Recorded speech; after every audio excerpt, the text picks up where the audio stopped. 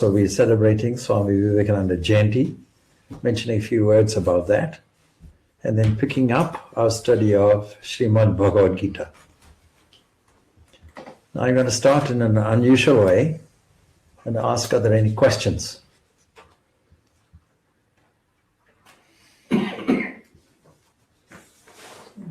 Yeah.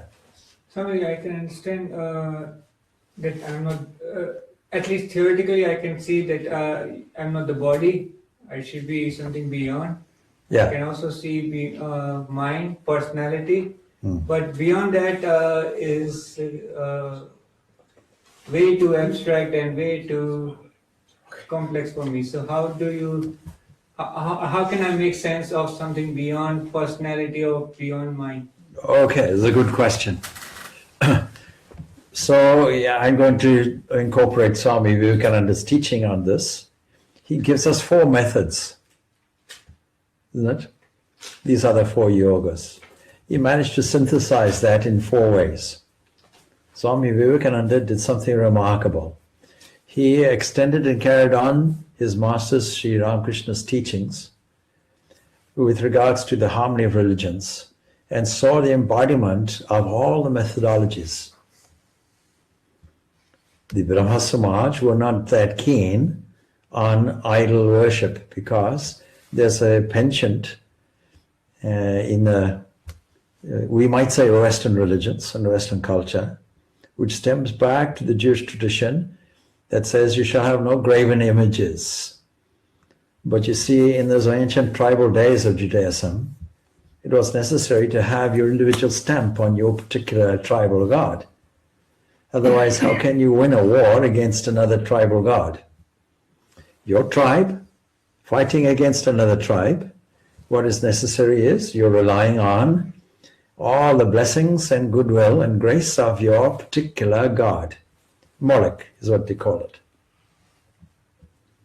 And so when your tribe conquers the other tribe, it's because you had a good god. The god was very decent. And because it's a patronistic society, that god has to inevitably be male and something like a tribal chief. And if we want to make some political agreement, then we sign a covenant, a kind of agreement. We agree to obey all your laws, you agree to protect us. That's the old covenant. So, as a result, the tribal god becomes jealous and punishing.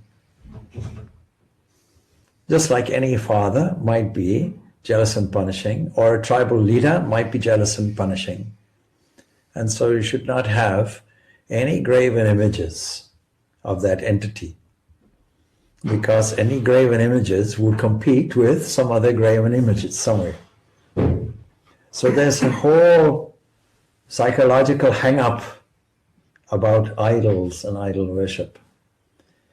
Unfortunately, when the Abrahamic religions come and conquer India, where there's a completely different idea about it. It's not the Middle Eastern form of image worship and so on, where so many different forms are used purely because you want to take it out of the abstract.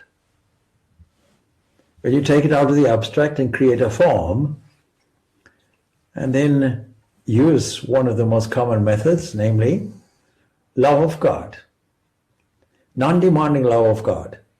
The non-demanding love of God, there must be some form. So you create something convenient for everybody. The Atman we'll find out here in the 2nd chapter of Bhagavad Gita. Some say this about it, some say that about it. And for that reason, yes, it's abstract because it's not an object. Something within us is an eternal knower, thinker, witness in one. You can't see a seer, you can't know a knower. That's what makes it abstract. But at least something will be there. So even if you say, I will have no image whatsoever, as soon as you say God, Allah, whatever it is, we know that a word has a corresponding association. Some concepts and words go together. When you use a word, immediately some picture comes into your head. And so if you say Allah and say, I won't have any human form, any anthropic form about this, then some form will be there, some image will be there. Vivekananda points this out. It might be something like a vast ocean, or something like the air, or the sky, or a cloud. So the Jewish people are quite happy to have God in the form of a golden chest with two winged angels and a cloud, Ark of the Covenant. But put it in the form of a cow or a calf, that would be anathema. Only in this prescribed form, in order to preserve the integrity of my tribal God, as distinct from somebody else's. So a distinct form was there. So we can choose to experience that self, that Atman, as it is, through the path of discernment only. What is the truth? What is the reality? The thing that never changes? Not this, not this, not this, not this. Neti. That requires people of keen intellect and understanding and a dedicated life to do that. But most people are busy working, waking people, particularly in this modern age. Can't afford to do that. Most religions don't do it that way. Most religions have a personal God. You can have a formless personal God. This is something that the Jewish people had, something that the Muslims relate to, with certain qualities. It's not that it's abstract, because certain qualities are there. What qualities?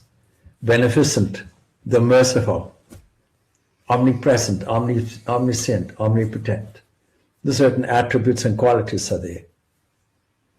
Then you can go one stage further, because the theological difficulty, if you isolate that deity and put it outside your experience, outside your environment, and say there's a creation here and something extra-cosmically created somewhere, then you have to ask the awkward questions. Where's the second-hand shop that God got his raw materials from? Who made that? Who made that? Who made that? And you go on in infinite regress and never come to the end of it. And so for convenience sake, we can say God is our creator, we are his creatures. But when we come to philosophy, we have to have a more realistic understanding and say this world is a manifestation, not creation. That means there's a certain panentheism about it.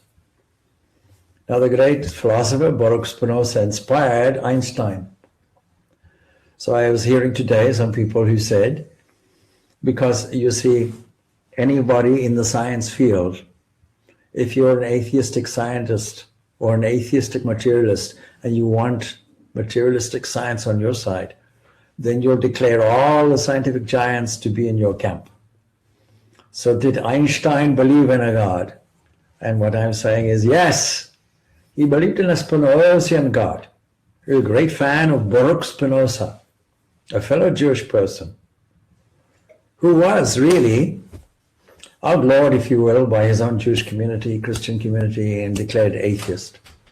It's not that he was an atheist, he was a panentheist. What does that mean? It means the whole of nature is part and parcel of this deity. We find it first in the ancient Purusha Suktam, in the Rig Veda, which declares this whole cosmos as a kind of body, cosmic body, belonging to a Purusha. What a beautiful idea. And this comes through as Neoplatonism, comes through as Logos, Nous, that if you have a cosmic being, there must be a cosmic mind. And so Max Planck, Einstein, and James Jean were some of the prominent scientific minds of the last century who felt that there was a cosmic mind somewhere, a cosmic consciousness somewhere. This is far from atheism. But that means that all of this nature is part and parcel of this entity, God. This gives us an intermediate position whereby we can see at least the glories of that entity and the influence of a being behind. Now it's becoming less abstract. Now, how can we make it more personal than that? We take that cosmic mind, and that is our personal God. What is our personal God? Cosmic mind, that mind of God. It is therefore appropriate that you can alternate terms. If you are a Christian, you can say cosmic Christ, the Alpha and the Omega, as Ted de Chardin puts it. Or you can say it is the cosmic Buddha, or you can say it is the cosmic Krishna, or you can say it is the cosmic Ram Krishna, cosmic mind. Or you can say it is Hiranyagarbha, is a philosophical term for it, metaphysical term for it. That means the golden womb, the womb where the golden seed first springs forth. If you want to put it into Hindu mythological form, you say Brahma. Brahma, the creator. What does he create first? He creates a concept, Vag, word. See, Vag Devi is mentioned in that song that we just sang. See, feminine. Because from there, everything else comes. This mind, cosmic consciousness, creates everything that moves and manifests in varying degrees of consciousness, varying degrees of unfolding and manifestation. So it comes out as a man, and man is the one entity who is a mystery. Because we can say that everything exists. We can analyze it, test it, and we have different layers and levels of understanding. All of them should not be contradictory. For example, you may have a mobile phone. If you're a user of a mobile phone, you'll say mobile phone. But if you're an electronics man, you look at it very differently. You look at it as a series of circuitry and subtle wiring, silicon chips. You look at that as a radio mechanism. And if you understand the electrical field, you'll see it as radio broadcasts. And that all your messages are being carried through the airwaves. But from a user's point of view, if you're a teenager who just received a mobile phone, you won't be interested in any of that. You'll only be interested in the functionality of it. Are you wrong? No. Is there another way of looking at it? Yes. And then there's another way of looking at it. What you call a mobile phone is made from certain component parts, which has molecular structures. And there's another way of looking at it. You can look at it as a series of combined atoms agreeing to join together. And you can look at it in a different way. When you look at atoms, there's an unseen atomic structure below it, underlying it. A strange and weird world. We call it quantum world, where the quantum field theory operates. Not at all like what we see or understand. Are all of these incorrect and incompatible? No. But where are you looking at it from? This is called the relativity of perception. So the relativity of perception is important because it gives us no standard answer to a question. Now, if we just leave it there and still ask that question, is there some underlying entity? What will we come to? We'll come to what religion calls God.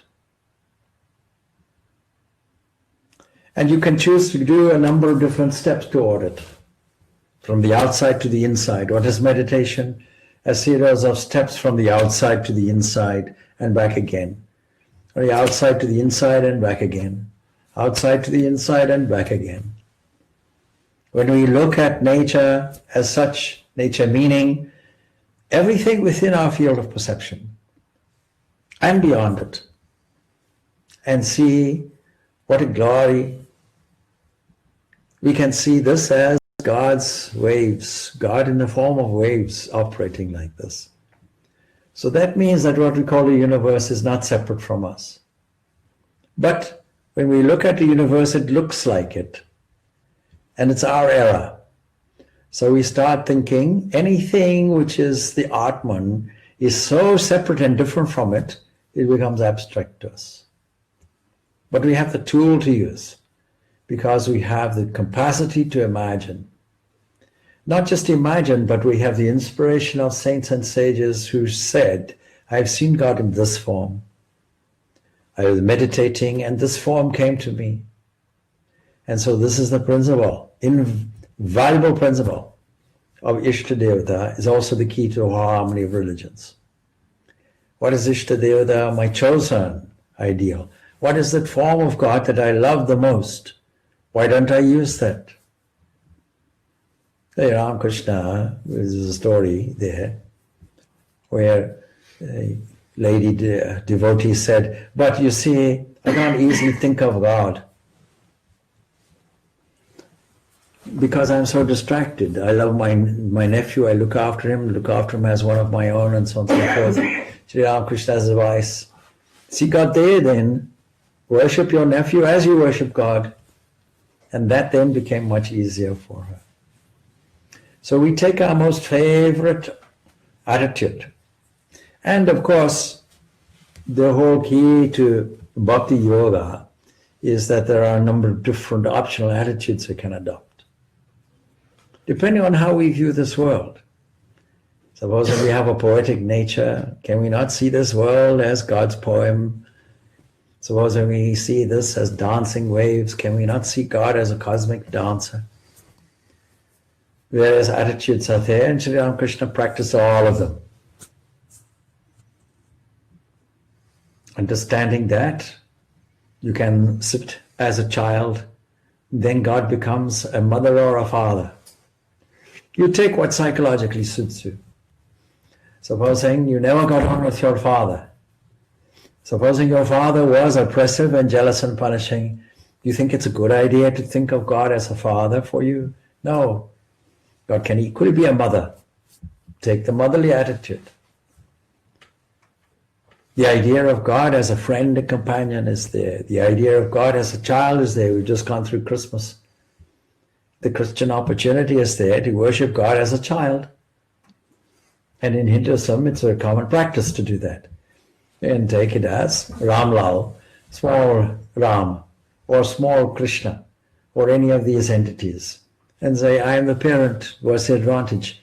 I have nothing more to do except look after you. A non-demanding love of that type. I'm not dependent on you. When I pray to you, I don't say, please give me this, please give me that. You rather say, Lord, I'll give you this, I'll give you that, whatever you want. When a child is first born in a household, who's the boss? The child. The child screams, everybody comes running. The child cries, everybody comes running. The child soils itself, everybody is there. Yeah. So this is the wonderful attitude which can be there, and culminating in a supreme attitude whereby master, servant, and so on, going through all of that, whereby God becomes our beloved. This is so in many, many religions. In mystical versions of their religions, we find it in Sufism, we find it in Christianity. We find it there, even in the concept of nuns in Christianity being the bride of Christ. See, same thing. So we find this illicit kind of love. And for a man, you take the role of a female and make the Lord, the male, your lover, like that. Sri Ramakrishna did all of that literally, 100%. Did all the 16 annas in his way of speaking. It's only necessary for us to do one or two. He did the whole thing. Adopt a certain attitude and develop a deep love. That means we require something visual. We require the full scope of our imagination, image making. We have to make God in our own image and likeness. That is human image and likeness. But we have to make that God as tangible as possible. We can make that form historical or non-historical as we choose. What do we mean, non-historical? Well, there are certain deities, for example, within Hinduism that have no historical basis. For example, Ganesh, Shiva. Next month we have Shivaratri, the night of Shiva. See, 14th of February, it's there. See the contrast. The 14th of February is also Valentine's Day. Valentine's Day. So one section of humanity will be romancing, and the other section of humanity will be fasting nicely. You can choose what you want. See where your priorities lay. So, these are non-historical things. That is, somebody in the depths of meditation, let's say in front of the Himalayas, opening their eyes, saw the beauty of a mountain, and saw then inherently the face of God.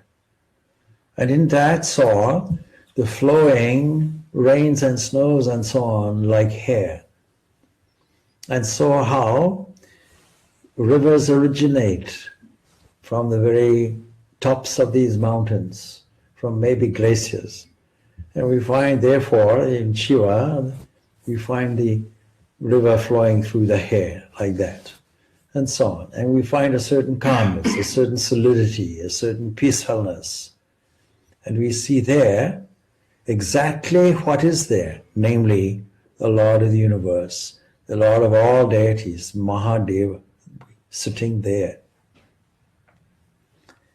You see, by meditating on Shiva, we get back to that original understanding and get the same unity of experience in our meditation. Or you can take a historical person, a Jesus, a Buddha, a Ramakrishna, all these great avatars that came. In Vivekananda lectures, he would tell us that who else is worthy of our worship except these huge waves, these huge giants? He says this in his lecture, Christ the Messenger. Who else can we call gods? These people, these great giants that manifest, this ocean that manifests itself in these forms for this age. Our latest one, according to us, Sri Ramakrishna, the latest prophet of the harmony of religions. So close to us in time, so proximate to us. And not only one person, but coming really as a kind of trinity. We find that Sri Ramakrishna is there teaching us all the abstract things, the very embodiment of jnana, looking very much like a bhakti, with dancing and singing, the very embodiment of Sri Chaitanya, and yet such a deep stillness, such a deep understanding, such a deep alignment, such a profound depth of being, such a jnani was there. You find Vivekananda and Holy Mother. We find Holy Mother the very embodiment of love and service. Karma Yoga, in the 2nd chapter you will find that karma, that is action, can be Karma Yoga. Tells us how to transform our activity in this way. Add a dimension, love of God to it. What a wonderful way of doing things. Doing every action for the Lord in a non-demanding way, just out of love of God. Every action becomes a worship, a yajna, a sacred thing. Just like worship at a shrine. And then we find how she teaches us to employ our spirituality in practical life, including the use of japa. If you have nothing to do, at least do japa. And if we ask my guru, Prabhu Maharaj, please tell me, how many times should we repeat our mantra? What does he say? 24 hours of the day. Because his guru is Holy Mother.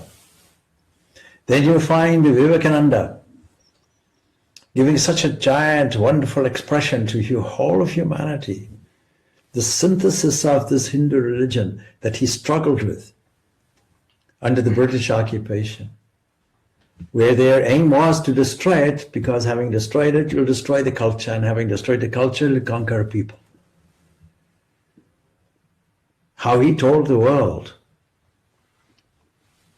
and taught them about the antiquity and sanctity of this ancient religion that we call Hinduism today, how at its heart is the Vedas, amongst all the pell-mell from the highest philosophy of the Himalayas and the Vedas, from the highest philosophy of the Vedanta and its non-dualism, to the coarsest worship of forms of God. All of this comes under the umbrella, he says, of Hinduism. He gives this lecture, third lecture in a series in the Parliament of Religions on Hinduism. What is the glue that coordinates all of this together? The glue is the Vedas, the one central truth, and the flexibility that is there to adapt over time, making it the one river of truth, Sanatana Dharma, that varies in its expression. That's what makes it universal. That's what makes it harmonious. That's what makes the harmony of religions. Vivekananda, in his short not even 40 years of life, 39 years of life, accomplishing so much, consolidating the ancient Hinduism in a modern way to be compatible with modern science today, and showing the world a path of unity where we have no room to fight, no scope to fight. This leading the way, the East leading the way, because it is in the East that we have studied these subjects of mind.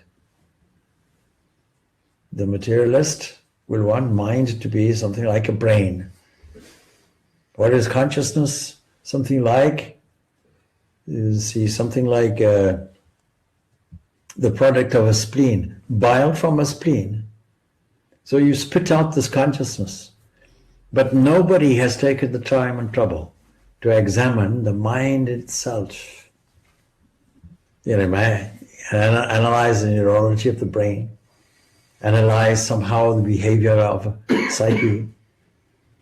But you yourself are the person equipped to watch and analyze and examine your own mind.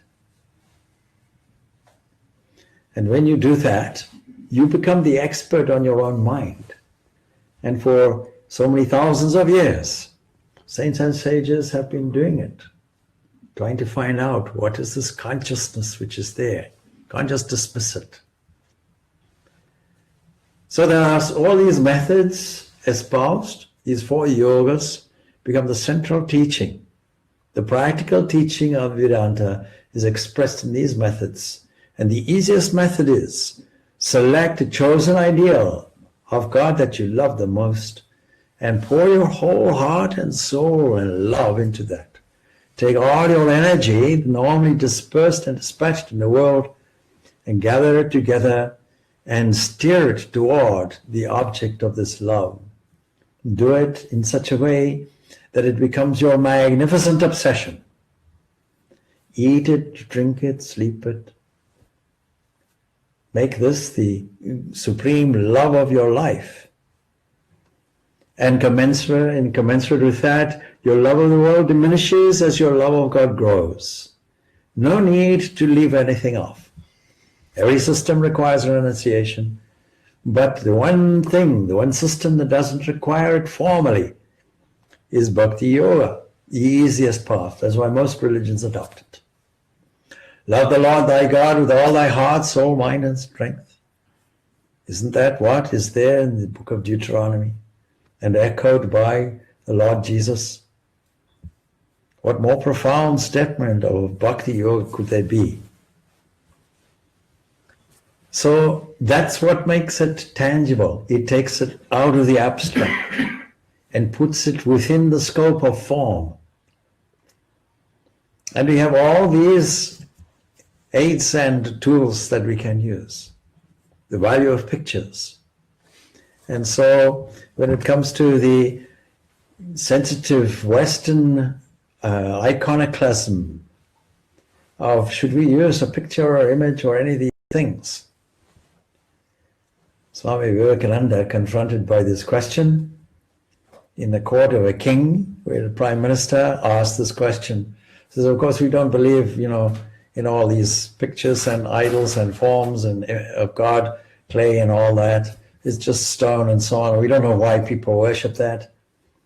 Vivekananda's reply was, will you see whose portrait is this hanging on the wall? It belongs to His Majesty.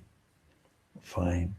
We'll take it down and crush it and spit on it and stamp on it. Why not? It's just a picture. All it is canvas, paint and materials, that's all. Or you can never do that. See? Well, what's the difference? So it's the same thing. We use anything that is useful and helpful for us. This being a very difficult thing to get, this freedom of ours, this great vision of God being hard to get, why don't we adopt as many different tools as we possibly can? As many different methods. Take one and make it as deep as possible. Go to its very depths.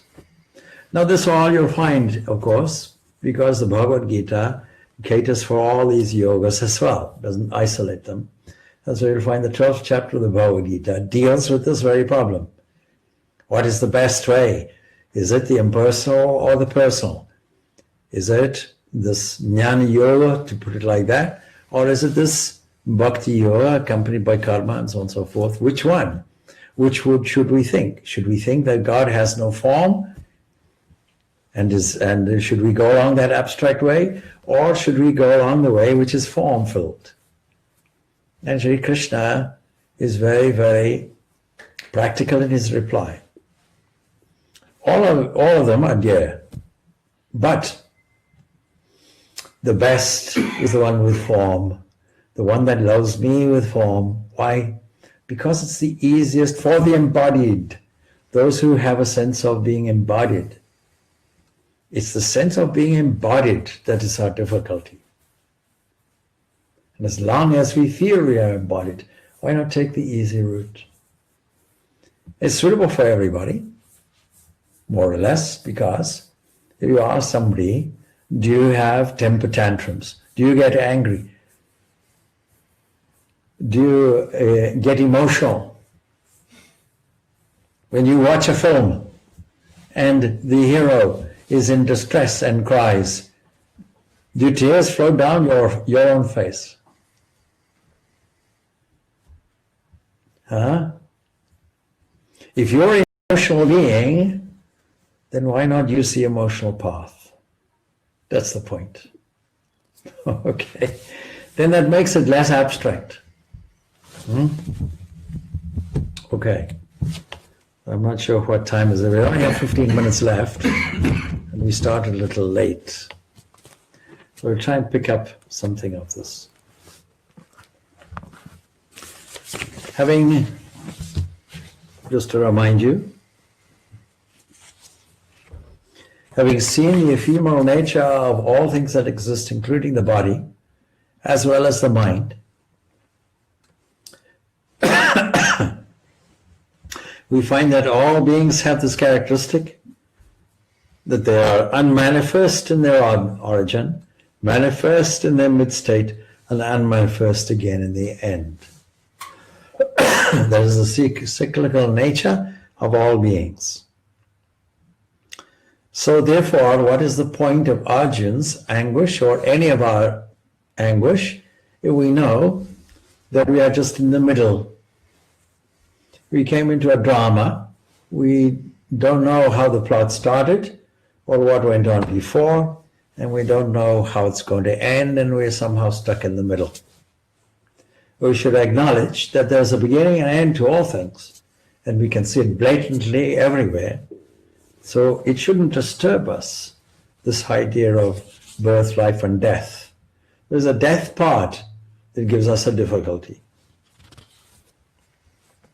And so the next question there will be, what is the nature of this art? Since it transcends mind and speech, what is its nature? And so it goes like this. Asharyavat pashyati kashit anam. Asharyavat varati tataiva cha nyaha.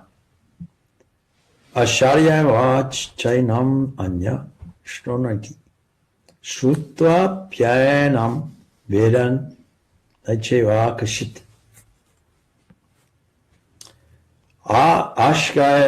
Ashkarya, what? As wonder.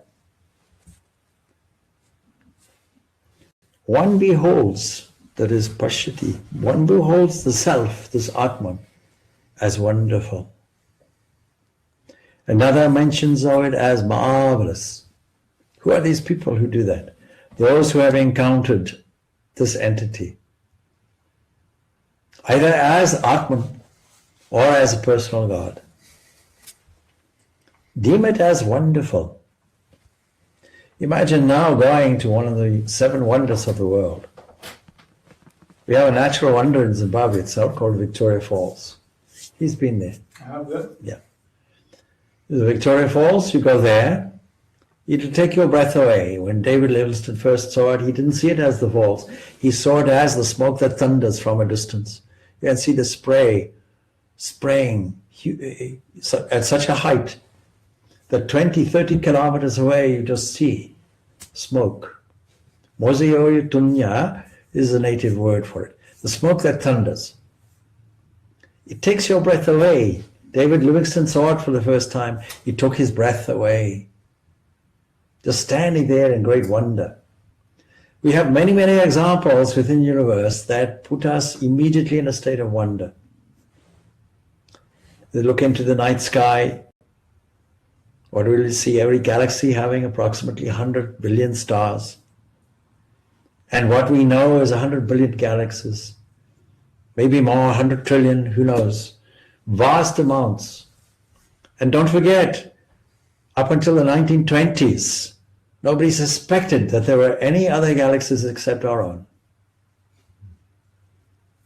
Not even 100 years ago. This was the state of our knowledge.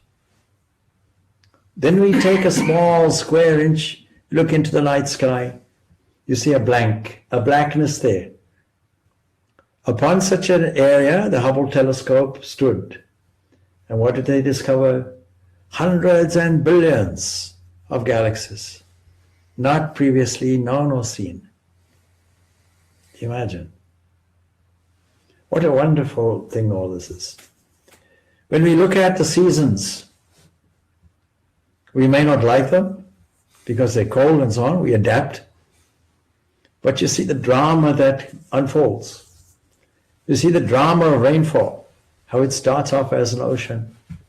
And the sun's heat evaporates the moisture, leaving the salt behind, forming clouds, combining, eventually condensing as rainfall, giving you and I life, giving the plants life actually. The combination of the water, the combination of the carbon dioxide, the combination of the rays of the sun, the idea of sensitive cells being sensitive to photons, creating a photosynthesis to us and giving us hydrocarbons for food. This body being over 70% water. What a wonderful drama. We can't recreate the drama in a laboratory. People have tried. This is a story, isn't it, of the scientists who come to God and said, we've just created life in the laboratory. How did you do it, says the Lord? Well, we took some volcanic stuff and we took nutrients from here and nutrients from there and we created a wonderval soup. Let's call it clay. And the Lord says, oh, wait, stop there. Get your own clay. So none of this can be created. Even the proto-cell, small, simple, is cell at its simplest form, uncomplicated, but sophisticated enough. Even the RNA replication of it is statistically impossible. For us to replicate life, we would have to have a dice. We'd have to throw a 6 consistently 46 times in a row without fail to come to the same conditions. Does this not evoke a sense of wonder in us? And these are just a number of different examples. What do we start off in our inspiration? We start off by seeing a sense of wonder, getting a sense of wonder about all the things we see, God's glory situated everywhere, all the glory of the self, the Atman being seen everywhere. Why don't we catch it? And so one beholds the self as wonderful. These are manifestations we've just been talking about. How much so?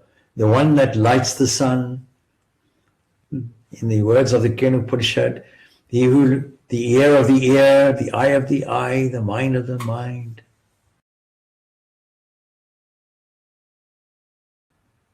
But it is the one that sits within and creates the capacity to hear and the matching sound that comes through the airwaves. Another mentions of it as marvelous. Another again hears of it as strange, because it's not familiar.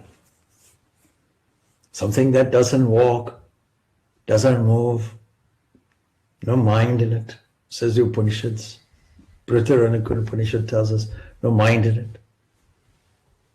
None of these characteristics that we normally know of.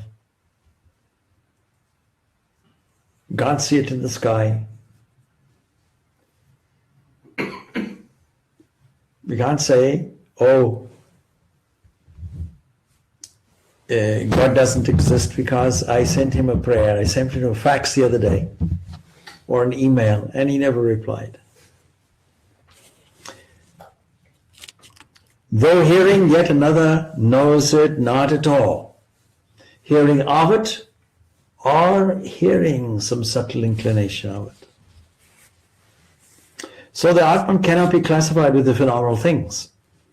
And hardly ever anybody thinks of inquiring into what is beyond the phenomenal universe, what is beyond this atomic structure. And so one feels amazed, fancying that he has grasped it while either while meditating and catch a flash of it, or while inquiring of it. Philosophically, I heard that you saw the Atman. How is it? That kind of thing. Reflecting on it as good as mentally seeing it.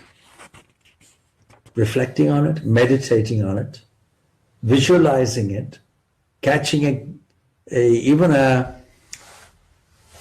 token resemblance of it is as good as seeing it. Sri Ramakrishna makes this comment: the Vedas, the Agamas, the Puranas, and all other scriptures in the world may be compared with the spittle defiled food, uchistam, because of their being tongue touched. As soon as you mention it, you see, this also comes from the Upanishads, Chandogya Upanishad here in this case. So what happened was, as soon as this Om was mentioned, the old Gita, as soon as the Om was mentioned, it became polluted.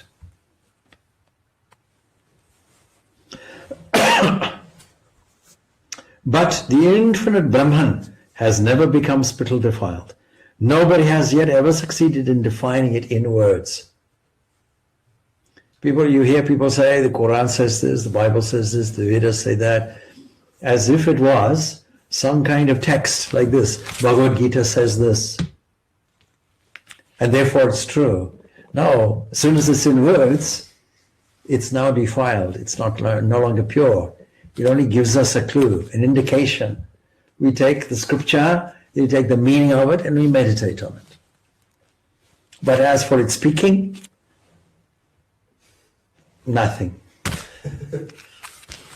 And yet you hear that expression. See, these dogmatists, the Bible said this, the Bible said that. As if it were a walking, breathing thing with legs going here and there. So what's the fact about the Atman? Is it dehi nityam abhadyo yam dehe sarvasya bharata tasmat sarvani bhutani na tvam shochitam ahrasi. This, the indwell in all the bodies, in the bodies of all, is ever invulnerable. We make a mistake if we think that it is an individual soul in you, and you, and you, and you. No, it's in all the bodies. And it's invulnerable. It can never be affected. Therefore, you should not grieve for any being. A man suffers from midnight dreams, says Sri Ramakrishna, that somebody comes with a sword in hand to butcher him to pieces. And being frightened beyond it, he screams and wakes up. He finds in the dim lamp light the door bolted within and the presence of no one in the room. Still his heart continues to palpitate rapidly for some time. And this is the sign of one's identification with one's body. Even in a dream, it's there. Not only the spiritual standpoint, but the worldly standpoint should also be used to persuade people in Arjun's condition. And so it goes on like this. There's your duty. And from 31 to 37 is a sermon on what is your duty. Now, today we have to evaluate what is our social duty, what is our duty to employees, what is our duty to our neighbor, but also what is our duty within the context of our own skills and talents. Yeah, look around here, I'll see. Each one of you has an individual skill and talent.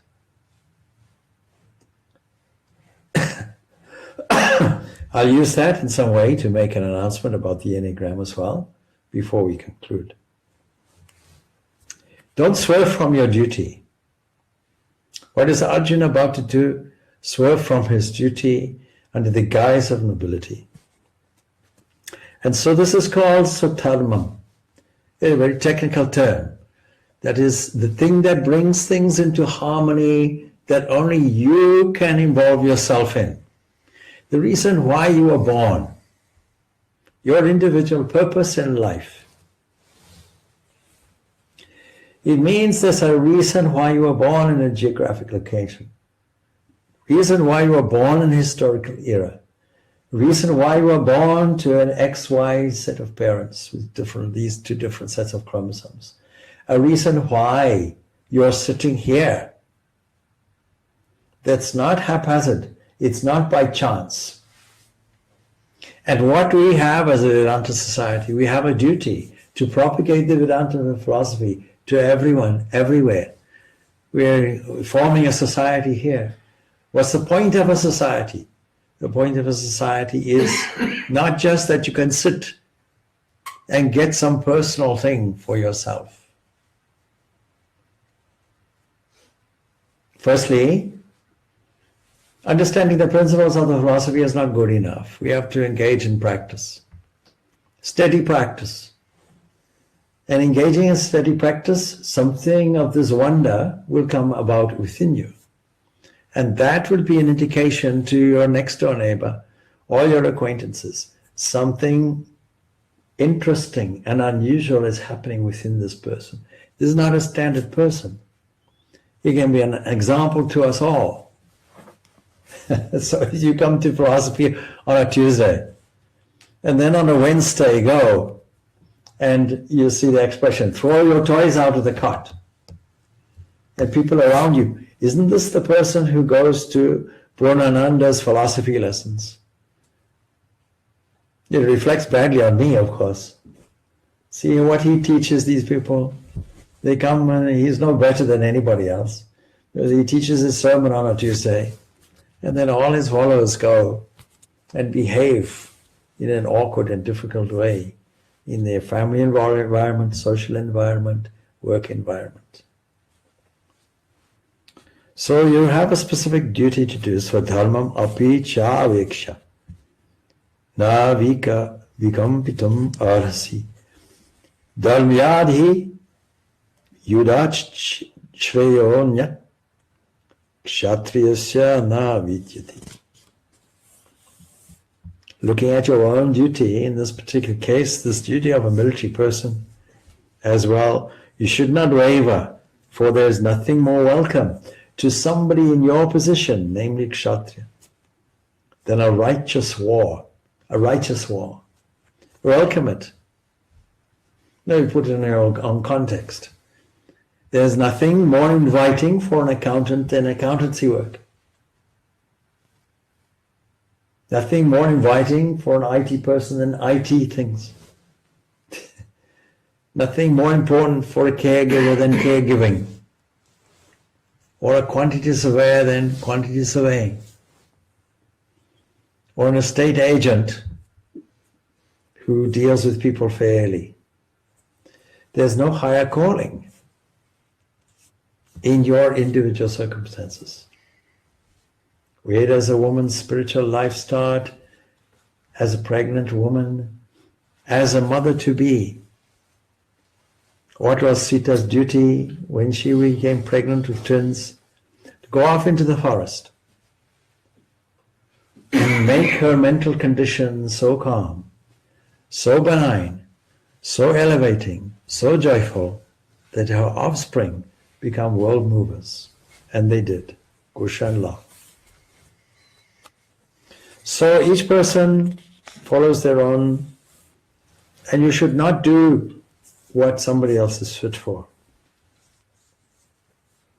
Holding on to one's swadharma is a sure means for the gaining of shreyas, or a perfect life.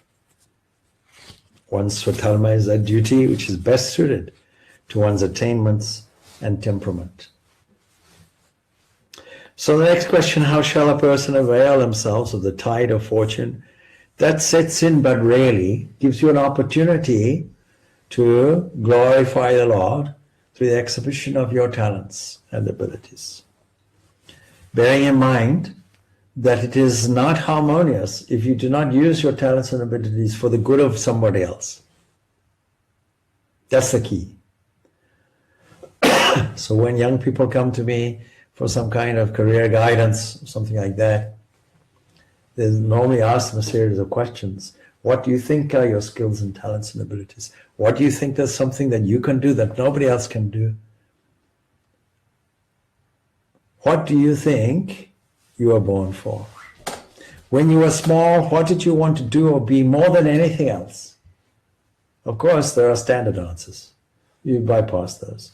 Boys might say, I always wanted to be a fireman, and things like that, you see. Or some people might say, I always wanted to be a vet. And then they realized we had to give animals injections and do other things. They decided, no, that's not for me. So apart from all of those standard things, there's something. You have a bookshelf full of books. What is the theme that you find there? So this is where the Enneagram becomes a useful starting point for this process of the Vedanta. But the Kshatriyas are happy who obtain such a warfare that comes unsought as an open gateway to heaven. It applies to all of us. Doing what you should be doing in the context of overall harmony within yourself and others, you find is your swadharma and becomes your gateway to a good afterlife. That's the idea. So we'll finish off there. I will continue the theme next week. So this is finishing off on the 32nd stanza of the second chapter of Sankhya Yoga, this wonderful dialogue between Sri Krishna, Bhagavan Krishna, and Sri Arjuna. Om Shanti, Shanti, Shanti, Shanti.